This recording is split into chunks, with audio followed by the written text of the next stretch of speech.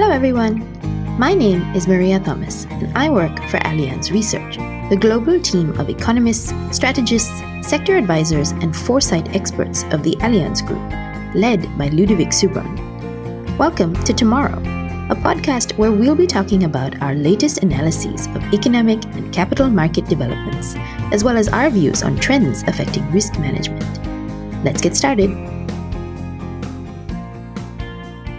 Physical climate risks are driving up disaster-related costs, which will ultimately translate into increased economic volatility, higher average inflation, and lower real growth.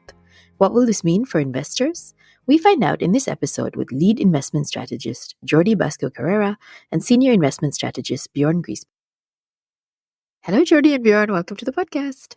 Hi, Maria. Hello, Maria. So my first question is, how will climate change affect investment portfolios? Yes, sure. So typically we distinguish between two types of risks when it comes to climate change, physical and transition risks.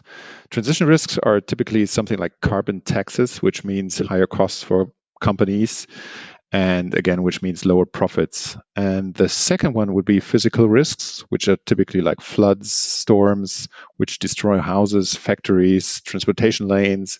And again, this leads to higher costs, but also to a loss in production capacity and therefore output.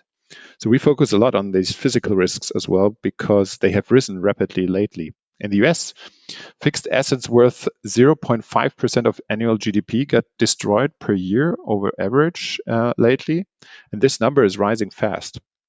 So if these risks materialize, this has basically three implications. First, we'll have lower economic growth.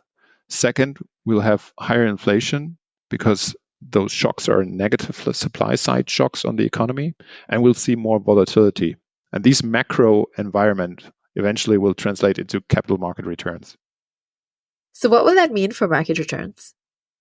We focus on two climate scenarios, current policies, which is like the hothouse scenario with lower transition risk but higher physical risks, and a below 2 degrees scenario, which is kind of the opposite with higher transition risks but lower physical risks. But in general, both of these climate scenarios will lead to lower returns and higher volatility. But there are some differences among asset classes. So let's start with bonds or interest rates first. So lower potential growth means structurally lower real yields. But the interesting thing is nominal yields will not differ that much in both of these climate scenarios. Because yes, in both cases, the nominal yields will fall, but the difference among them is quite benign. And why is that? Because the more severe climate scenario has a lower economic growth, but higher inflation outcome. And this balances basically out when you look at nominal yields. So overall, average 10-year yields in the US will be around 2.5% until 2050, which is roughly half the level we have seen in the previous decades. So quite a shift. And Jordi, what do you think about equities? So thanks. So for equities, what we have to bear in mind is that in these climate scenarios, especially in the more dangerous or harsh ones, investors are likely to demand a higher equity risk premium. That means that they are likely to ask for more returns given the risk underlying equity markets. In this situation, especially, there could be turns in terms of a regulation risk that damage the prospect of equity returns, and also carbon taxes that are hitting the top and bottom lines of companies. And because of that, what we expect is for investors to be more cautious or to demand this higher equity risk premium.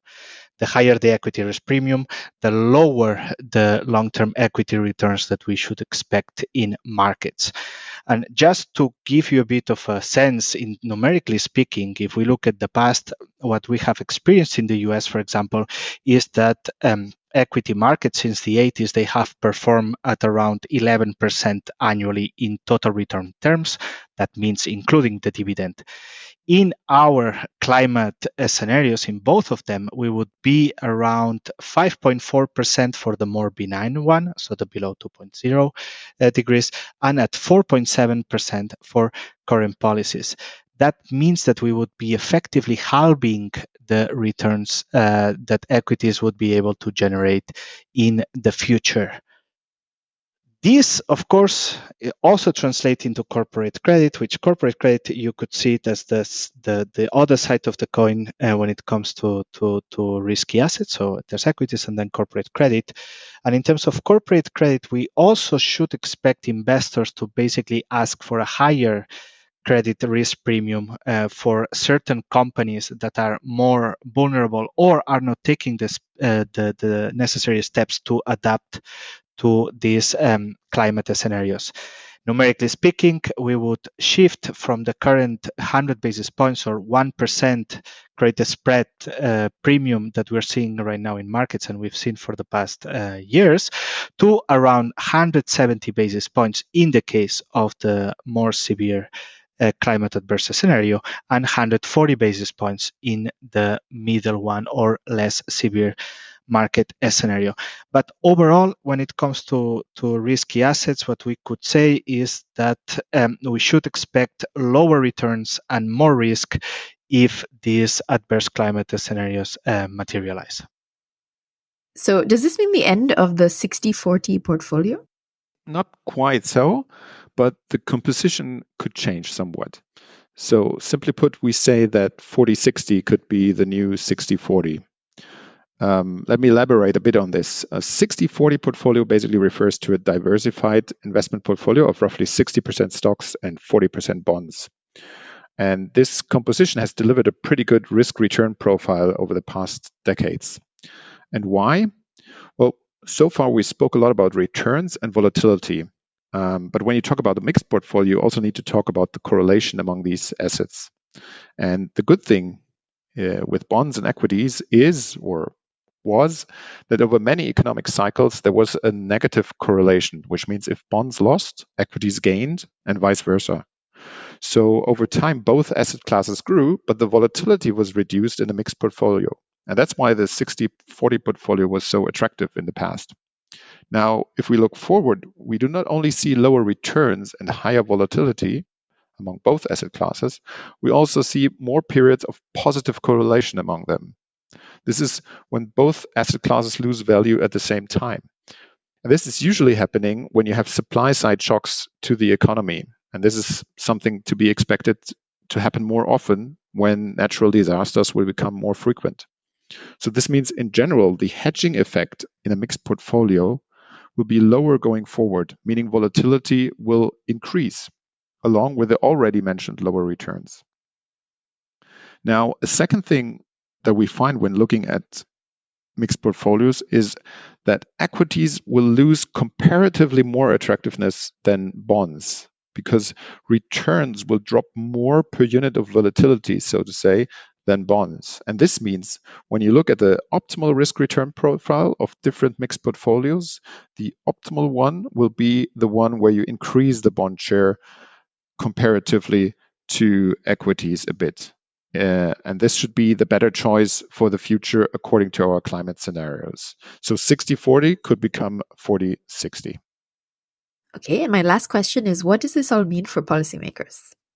Yeah, we have two messages there. So the first one is that the times of easy capital accumulation seem to be over. So if you went back in time to 1980 and you put 10K in a 60-40 portfolio, this would be worth today 170K adjusted for inflation. And this pretty substantial capital gains is not going to repeat itself. That's what we see pretty clearly going forward.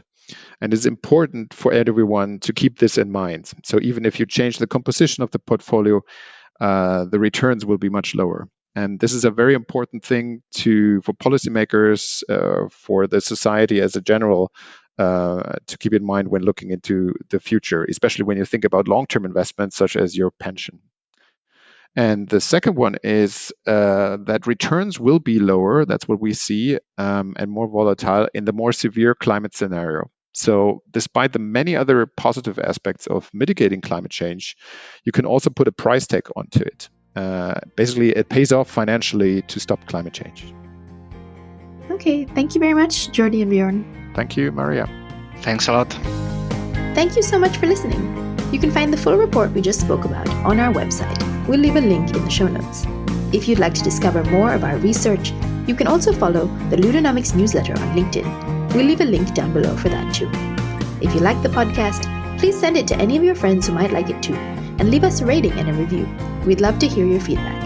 In the meantime, stay tuned for the next episode.